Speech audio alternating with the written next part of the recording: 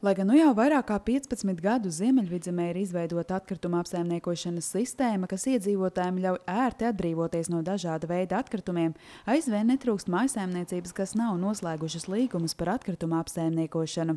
Arī Valmieras pilsētā ir vairāk kā 300 mājsaimniecības, kas šos līgumus nav noslēgušas, lai gan to nosaka pašvaldības saistošie noteikumi. Pašvaldība pārskatot šo sarakstu ir uzrakstījis uzaicinājumu šiem īpašniekiem, mājsaimniecību īpašniekiem noslēgt līgumus. Ir dots laiks līdz novembrim noslēgt šos līgumus, kad mēs veiksim atkārtot šo sarakstu pārbaudi, lai konstatētu, kurš ir tā kā reaģējis un kurš nav. Visbiežāk iedzīvotāji, kuriem nav noslēgts līgums par atkritumu apsaimniekošanu, no radītajiem atkritumiem atbrīvojas ar metodēm, kas nav dabai draudzīgas vai arī radot zaudējumus citiem iedzīvotājiem. Pilsētas meži ir tomēr atkritumi, ko mēs katru gadu talkās vācam un ņemamies. Autobusu pieturs. Nav noslēpums, ka tie nav tikai pieturās gaidītāji atkritumu saldējums vai kāda nieka papīrīša vai biļete, bet tur parādās sadzīves atkritumi. Pastiprinātu kontroli neatļautai atkritumu izmešanai ir pievērsus arī Valmieras pilsētas pašvaldības policija, kas par atkritumu izmešanu neatļautās vietās jau ir sodījusi vairākas personas. Viens no tādiem klasiskiem piemēriem ir, kad pilsonis atkritumus izmet, piebraucot, pieņemsim, daudzdzīvokļu māju kvartālā un izmet atkritumu konteinerā.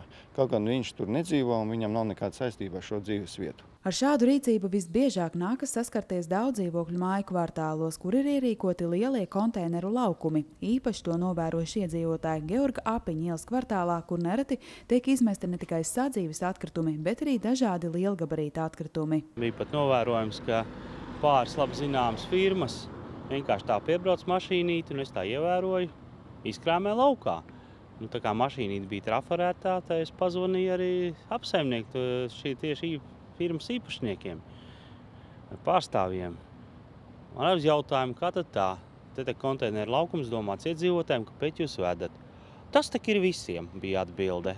Taču palielinoties kopējam atkrituma apjomam, iedzīvotājiem par to izvešanu ir jāmaksā vairāk, tāpēc Georga Apiņa ielas māju kvartāla iedzīvotāji ir gatavi cīnīties ar tiem, kas no saviem atkritumiem vēlas atbrīvoties uz citu rēķina. Uzstādīsim pirmkārt brīdinājumu zīmes, ka šie atkrituma konteineri domā tikai konkrētiem mājām, konkrētam kvartālam.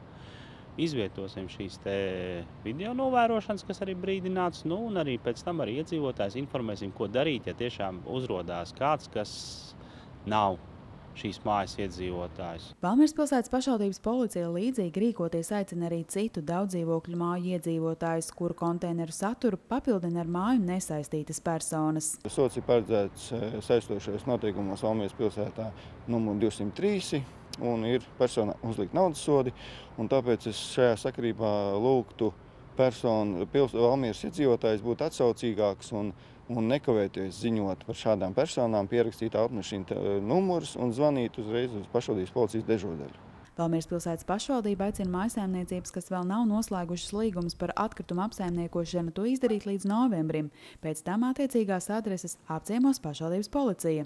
Pašvaldība arī saņēmusi vairāk iedzīvotāju iesniegumus par to, ka īpašumā neviens nedzīvo, taču arī tas tiks pārbaudīts. Tad mēs jau tā kā tuvāk drusciņi iepazīsim tās vietas, varbūt vēl tuvāk un ciešāk apsakosim, kāda tas īstenībā ir, jo to jau var redzēt, vai īpašumā dzīvo vai nedzīvo, viņš ir apsaimniekots vai nav apsaimniekots. Jāmin, ka arī citas Ziemeļvidzemes pašvaldības ir sākušas rūpīgi kontrolēt, vai iedzīvotājiem ir noslēgts līgums par atkritumu apsaimniekošanu.